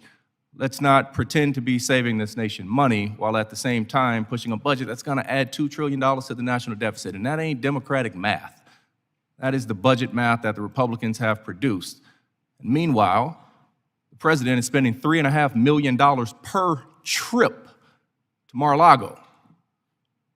$3.5 million per trip it costs the American taxpayers when Donald Trump decides to go to Mar-a-Lago, and that is not including the money that my colleagues spend in going down there with him to have meetings that they could have in Washington, D.C. for free. I'd much rather spend $3.5 million down to clean water efforts in the state of Florida, or more particularly my state, the state of Alabama. Well, I represent a district where we have an individual median income of $32,000, a little bit lower than $32,000. Some of the poorest communities in this nation. 7 of the 15 poorest counties in the state of Alabama are located in my district. We have some of the poorest places in this nation in my district, and they all suffer from critical water infrastructure. Not they all, but many of them suffer from critical water infrastructure problems. And so with the balance of my time, I'd like to discuss ways that we can help those communities, because these are communities that don't have a significant tax base. They don't have significant cash reserves, but they have very significant infrastructure problems. Pritchard, Alabama, a city in Mobile County of less than 20,000 people, they lose an estimated 60% of their clean water from delivery to the time it gets to an end user. We have places that don't have traditional soil concentrations, and they can't even use septic tanks because the soil does not tolerate for it. So for those communities, with the balance of my time, if we can go down the line, what are the changes that we can make to better support those low-income communities, those poor places, those cities that don't have abundant tax revenues to be able to meet some of the current requirements to receive some of the funding, but they still have the need for their critical infrastructure systems, particularly their water systems and sewage systems. Thank you, Mr. Walker. Thank you, sir. So one of the things that can be done, and we've seen it in Texas, allow the states to fund more technical assistance. I mean, a lot of these communities, you've got the mayor is also a local businessman. You've got the city secretary, that's all they've got. So they don't know how to, and that's not their expertise. So states are really good at knowing where the issues are and help them, and with technical assistance, the EPA's got a big technical assistance program, but it's all these big national programs. It's funnel that money down to the states where they know where the problems are and they can help them at local communities. Yeah, thank you for the question. It feels like we've been at a tipping point for quite some time with this issue, and I think that's why the bipartisan infrastructure law is so important, that we work together and figure out a way to streamline some of these processes. Two things for us. We're busting at the seams in our own wastewater treatment plant at the Lummi Nation, and same goes for our home and a lot of people that can't afford this type of basic human right. And for us, it's more grant-based funding or expand forgivable loan programs for tribes. Thank you. So Congressman, you mentioned directly what can we do to help get the water funding addressed now. I would say like in the 118th Congress, over half of the SRF appropriations went to earmarks, leaving 39 states with less resources. Congress needs to reform the earmark process when it comes to water. I think that would help a great deal in redirecting funds directly towards water instead of earmark.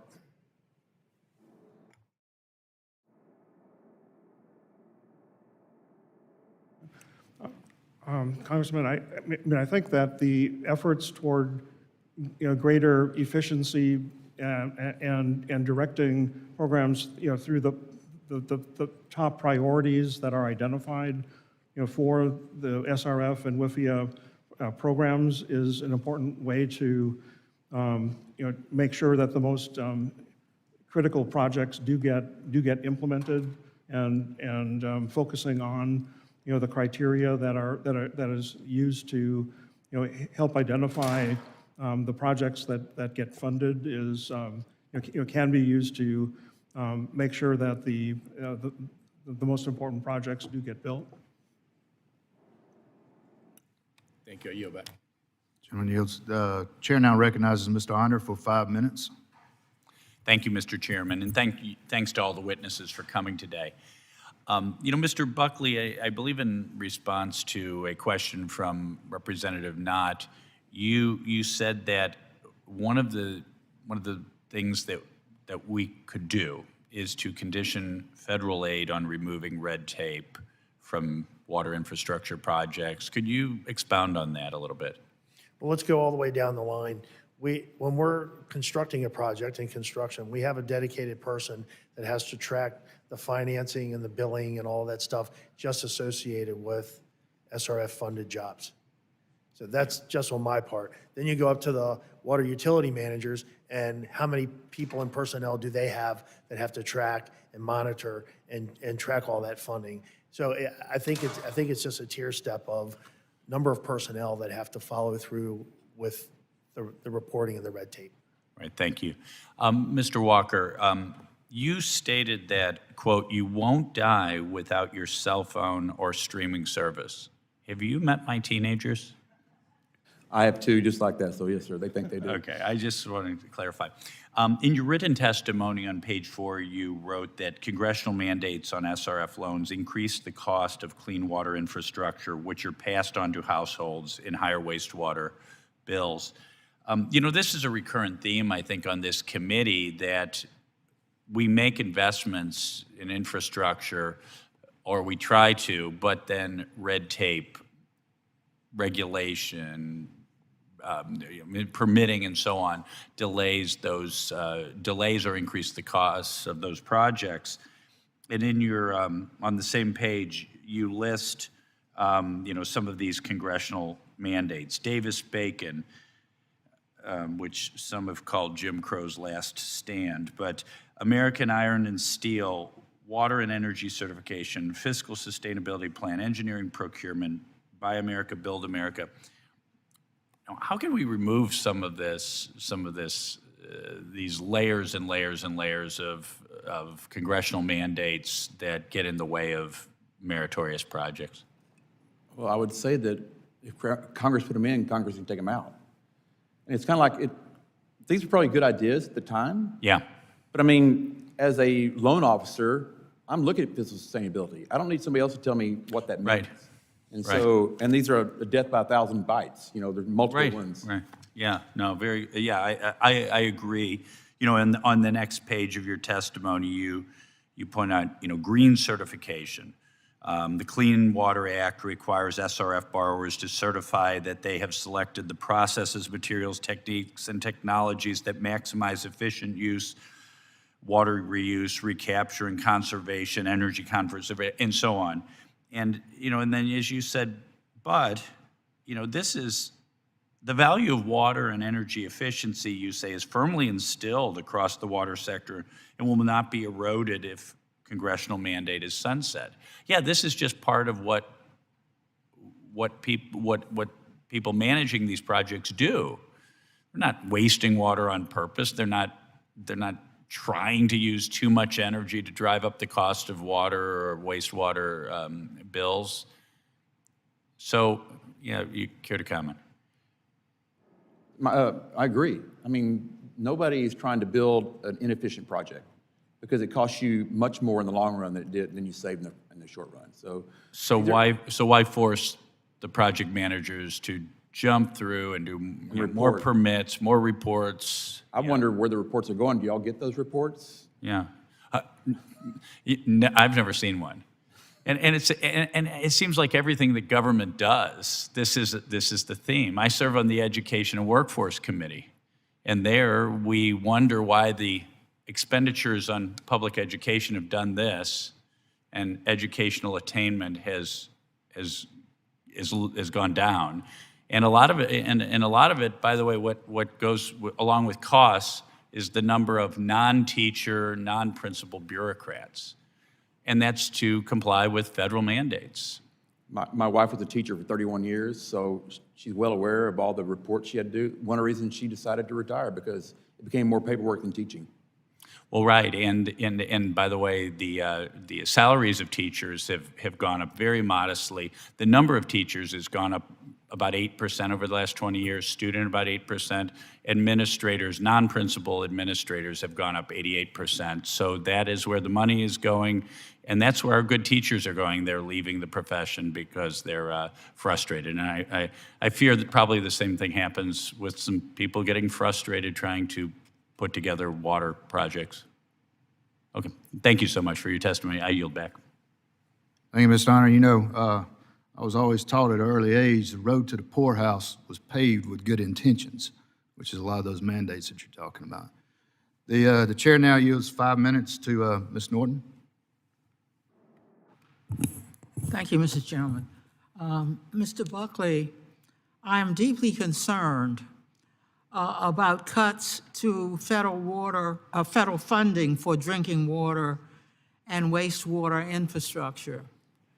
What are the harms to public health and local economies of such cuts? That's a great question. I don't think we have the time to go into all of them, Congresswoman. Directly, we're looking at 6 billion gallons of treated water being wasted every hour. As far as the local economy is concerned, fewer projects means fewer jobs for our employees, work that we have to go elsewhere to find outside of our communities. So the less there is for us to repair, I should say, the less funding there is that supports the work for us to repair, the less work there is for us to be able to get accomplished. So on an industrial basis, one thing that we keep forgetting about is our industries are utilizing more and more water on a daily basis. I mean, data centers are a perfect example. And with this region being the largest area of data centers, the amount of water that's used with data centers takes away from the water that's needed for drinking. Not that that's a bad thing, just another thing that we have to look at and keep in mind. So, did I answer your question? Or? I think so. Mr. Hillaire, the proposed full-year continuing resolution being voted on later today cuts the U.S. Army Corps of Engineers construction projects by $1.4 billion with a B dollars. The Army Corps plays a crucial role in designing and constructing water resources development projects, often in partnership with project sponsors. What are the immediate and long-term implications of programs such as the Corps' waterfront infrastructure financing program if federal funding for the Army Corps is cut? Yeah, thank you for that question. The implications for us at Lummi Nation, we have our own water and sewer district, our own water and sewer board, our own wastewater treatment plants serving 6,000 people on reservation, and just over half are Lummi members and the other are non-Lummi members. So we serve everyone. And so the impacts come down to just the public health and safety of our residents on reservation, but also for our salmon and our shellfish beds, everything that we rely on as a people, our culture, and the sacredness of water as well, and as well as our economy. I don't know the facts of any of these potential cuts, but anything that cuts, any cuts that would impact our ability to practice our way of life is really important to us. Thank you. Thank you, and I yield back.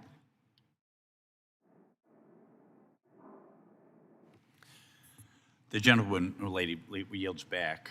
And I next recognize the gentleman from Colorado, Mr. Hurd.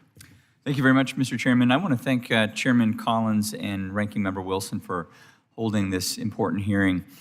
In western and southern Colorado, small towns lack the in-house engineers and legal teams that they need to navigate complex federal compliance rules. As you mentioned in your testimony, Mr. Walker, a one-size-fits-all congressional mandate particularly burdens rural communities, and I'm concerned that some of these critical water infrastructure projects are not able to be completed because these communities simply can't afford to navigate the compliance process. Mr. Walker, some of these mandates you mentioned in your testimony do not apply equally across states. For example, I understand that Colorado is one of the states whose SRF must comply with the Fiscal Sustainability Asset Management Plan mandate. Can you discuss the asymmetrical application of some of these federal requirements and how they impact the effectiveness of SRF programs, and maybe provide some specific recommendations on reducing those barriers, whether by streamlining requirements or creating more flexible pathways for small rural communities? The one that comes to mind is the engineering requirement that was put in about 2 or 3 years ago. Most states have engineering procurement requirements, but the federal government put a different one on there so that it's conflict with states sometimes now. And so it's really difficult for them. They may have an engineer that worked with them for 20 years, but now they can't use them anymore because of the federal mandate. So it's really causing problems within the states. So that's one of the things that's not across the board. It causes problems across the board for different states. Great, thank you very much, Mr. Walker. Mr. Buckley, as you know, other infrastructure projects are directly affected by water infrastructure. For example, water mains are commonly laid under roadways, which can cause disruptions when those waterways, those pipelines are in need of repairs. From a contractor's perspective, can you talk about what specific legislative or funding mechanisms could encourage states and localities to better align infrastructure projects and prevent those kinds of inefficiencies? How about talking to each other? States and localities need to be talking to each other a little bit more. How that is addressed federally, I'm not quite sure. Can you give an example of where that takes place and it's working effectively? I'm sorry, could you repeat that? Can you give an example of where that talking is taking place and where those entities are communicating in a way that leads to more effective? Yeah, absolutely. There are a lot of utilities out there that actually have direct conversations on a regular basis with DOT. You're talking about roadway transportation and how repairing a certain part of an infrastructure is going to affect all the utilities that are in the ground. But then there are moratoriums that are put on when you can go back in and repair those utilities later on. So if a roadway comes through and is rehabilitated, it might take 5-10 years before the local jurisdiction allows that roadway to be torn up again. Now what's going on is those water lines are leaking, the sewer lines are leaking, the storms is eroding. So I think collaboration between those groups is imperative. But when it comes from the federal side, I'm not really sure how that would work. Okay. Thank you for that. Mr. Walker, back to you. One frustration I've heard from rural water providers in my district is that federal funds tend to flow toward metro areas while small towns and rural communities get left behind. WIFIA loans are great for large-scale projects, but small communities often can't get access to the system. What changes to SRF and WIFIA funding could help ensure that rural water systems, not just large urban projects, get the financial support they need? So for the record, over 55% of the number of loans the SRFs have done over the years go to small communities. So that's a really good thing. I don't think WIFIA is geared towards small communities. I think it's better to put more funding into the CAP grants where the states we're used to dealing with small communities instead of trying to change WIFIA to make it small communities. So you see it as a feature, not a bug? It's a feature. Like I said, it's only part of the funding too. So even they got more WIFIA funding, they still have to find other funding to match that. Okay. So I think it's better to get more money to the CAP grants instead of trying to make WIFIA fit the small communities. Got it. Thank you very much, Mr. Walker, for that. Mr. Chairman, I yield the remainder of my time back. The gentleman yields back. The chair next recognizes the gentleman from Missouri, Mr. Burleson. Thank you, Mr. Chairman. Mr. Walker, in your testimony, you highlighted that the Clean Water State Revolving Fund achieves results because the programs are run by the state and not by the federal bureaucracy. Can you shed some light on how that's important and why that matters? Because the states know what they need. We talk to those people. I know those people on the ground, and I know what they need. I know how we can work make a package that works for them instead of a mandate. I mean, EPA manages the WIFIA program. EPA is not a bank. So the states are the banks, and we know the programs, we know the projects. We've been dealing with the SRFs for 30 years, and so we know what's needed, how to run the programs, and be most efficient. In fact, the states are very frugal with their usage. 4% overhead is all they're charging on all these grants. It's pretty good compared to some of the things we've heard from other grantees and how much they charge overhead. So the states are very frugal. So would you agree with me that by the federal government giving this authority to the states to make the decisions, we're actually getting the best bang for our buck? Absolutely. It's pretty efficient if you look at the amount of grants that go to the states and how much they've leveraged that and delivered to the funds versus, small grants through EPA. It's a one-time deal. It doesn't revolve. It's not as efficient. And also, Mr. Walker, in your testimony, you said that the mandates, the congressional mandates on the Clean Water State Revolving Fund loans, no matter how well-intended, as it was mentioned, the road to hell, I believe is the reference I've heard, is paved on good intentions. But they increase the cost of clean water infrastructure, which can directly be applied to citizens and their utility bills. Can you provide an example of how our mandates have increased the costs that ultimately increase the costs for consumers? Especially for small communities, they don't have the people to do the reporting, write the reports. They're relying on engineers to do that. And so they have to charge, those engineers have to charge for that. That adds to the cost of the whole fund, the whole project, but it doesn't add to the pipe in the ground. It takes away from the pipe needed in the ground or the treatment systems, things like that. These are costs that the engineers have to charge to do that don't go into fixing the system itself.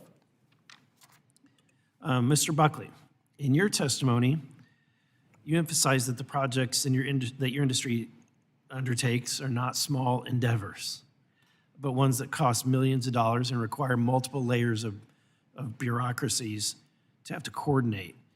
Can you expand on that, the difficulty it is to have to deal with the federal government, the state, the local government, whenever you're dealing with a project? So a lot of it is, thank you. So a lot of that is flow down.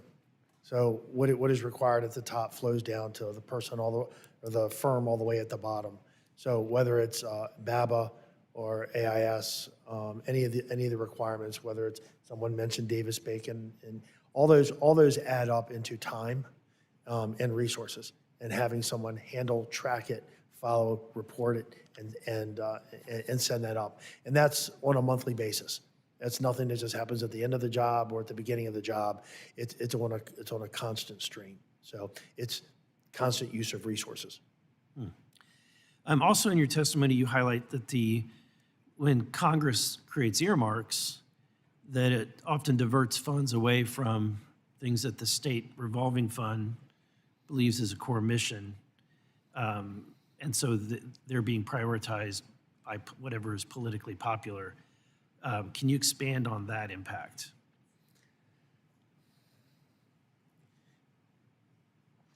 It's a tough one.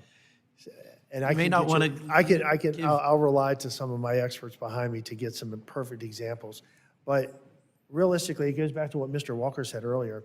The states, and in this level, the municipalities and the utilities, they know what's best for what they need. And when a project is not chosen because of another earmarked specific project that needs to be done, that project doesn't have the funding anymore. And that's earlier when I mentioned we're kicking the can down the road on our system, on our pipes, on our treatment plants. It's exactly what we're talking about. We're taking money away from a project that needs to be done and giving it to something that doesn't necessarily have to be done. Thank you, Mr. Buckley. Thank you, Mr. Chairman. I yield back. The gentleman yields back. The chair next recognizes the gentleman from Texas, Dr. Babin.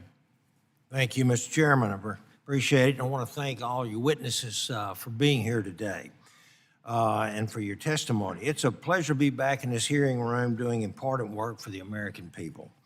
I represent the 36th Congressional District in the state of Texas. Water infrastructure is very important to our folks, our industry, especially in East Texas. My district includes Houston all the way over to Louisiana. The projects funded under state revolving fund make genuine impacts in my local communities. Mr. Walker, appreciate you being here. There's been pressure, particularly during the Biden administration, for more federal control over water infrastructure financing programs. Do you feel that federal bureaucrats based in Washington, D.C. know more about Texas water needs than the local municipalities and Texas state government? That's kind of a slam dunk, sir. That's a No, sir, they do one-word not. answer. I mean, Yes, sir. how many people in DC even know where Newton is or where Beaumont is? They may know where Beaumont is because where all the gas comes from. Right. But no, the people on the ground in Texas know what's needed in Texas. Amen. Thank you very much. Beaumont's my hometown. It's where I grew up. I just had folks in my office just 5 minutes ago talking about water issues in Texas. And also, for the second question, there was a large-scale push by the Biden administration to institute grants for higher amounts of funding, essentially turning the loan program into a grants program. How has this affected the overall health of the Texas SRF? It's decreased our value. It's decreased our ability to leverage. Like I said, I can take $50 million and turn it into $300 million, whereas it's a $50 million grant, that's a one-time deal. And it goes, and the cost of projects these days, it's don't go very far. I mean, Port Arthur is doing a huge wastewater treatment plant. It's more than $50 million. I mean, it would help them, but I can help them, plus I can help Beaumont, plus I can help everybody else in your district by being able to leverage that fund. Yes, sir. And has this change made SRF funding more or less targeted to local needs? Less targeted? Yes.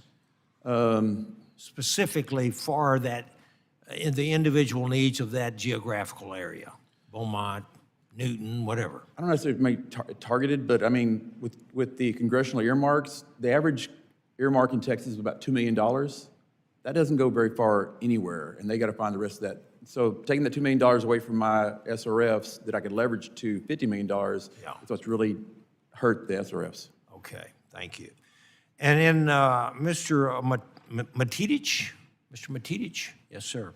In your testimony, you noted that more than 60% of agreements awarded through the Clean Water SRF program have gone to communities with 10,000 people or less.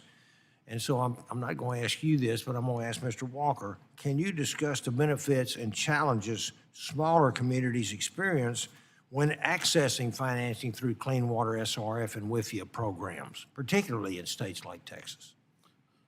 I'm asking you, Mr. Walker. Yes, sir. Sorry. Thank you for your testimony, though.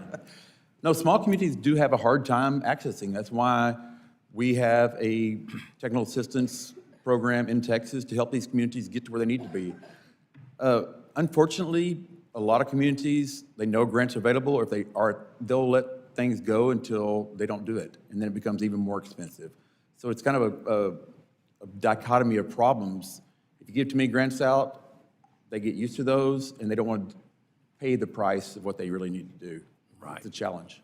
Okay, and thank you for your service to our state. I'll yield back, Mr. Chairman. The gentleman yields back. The chair would next recognize the gentleman from Arkansas, Mr. Westerman.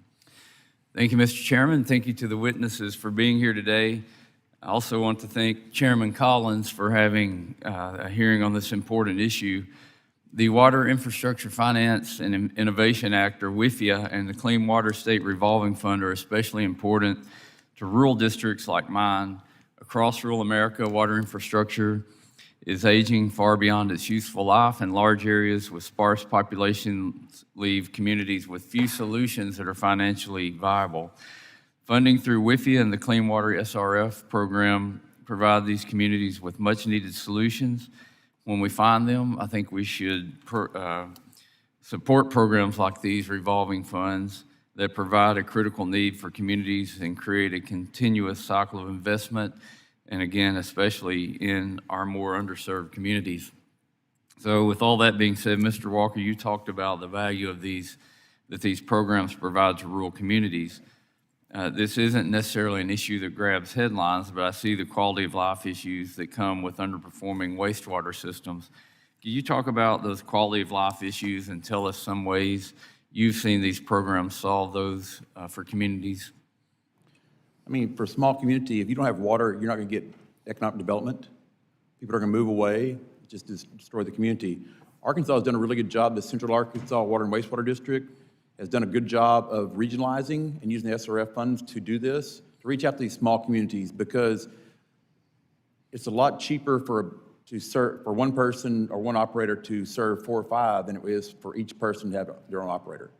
So regionalization is really beneficial, especially for small communities and rural communities, and the SRFs are a way to regionalize and take the burden off some of these small communities. When you say regionalize, how large of areas have you seen, quote, regionalized and do they always interconnect the water systems, or is it just a management regionalization? I've seen both. There's a big one in Florida. It's more of a management regionalization, and it works very well, government utility. But also seen like in Central Arkansas where they reach out and actually take in the communities. Also in North Carolina, they've done the same thing. They reach out and taking these small communities that were small and rural, and now they're having a lot of growth. They're not ready for that. And so running a wastewater and water system is not as easy as it used to be. With all the different regulations, all the chemicals, all the requirements, it's very difficult for small communities to run water and wastewater systems now. And I know a lot of these, when I think of the small communities in my district, they've been dealing with a lot of these wastewater issues for years.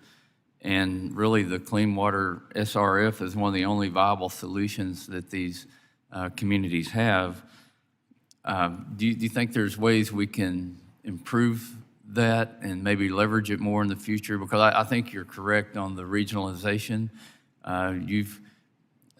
Some of these communities, even if you built this, if you paid for the capital cost up front and they didn't have to amortize that over their water rates over a period of time, some of these communities still may not be able to generate enough income just to pay for the ongoing maintenance. It is a challenge. I think one of the ways we can help leverage that is to help these communities get where they need to be in Texas. I mean, I've worked with some communities. They come into us for a project, and we may have to work with them for 2 years to get them where they need to be. You know, sometimes they think we can't afford it. And then you go work with them and say, well, here's your bill, here's what you're spending on operations and maintenance. If you do this project, that O&M cost will come down. And that's something they don't really can do by themselves. So allowing the states more money and more time to work with these communities to get them to where they need to be, and maybe even funding some of those technical assistance programs at the state level will go a long way to reaching these small communities and getting the systems they need. All right, thank you very much. I yield back. The gentleman yields back. Well, thank you. Are there further questions from any members of the subcommittee who have not been recognized? Seeing none, that concludes our hearing for today. I would like to thank all of the witnesses who came here to testify. It was very enlightening testimony. The subcommittee stands adjourned.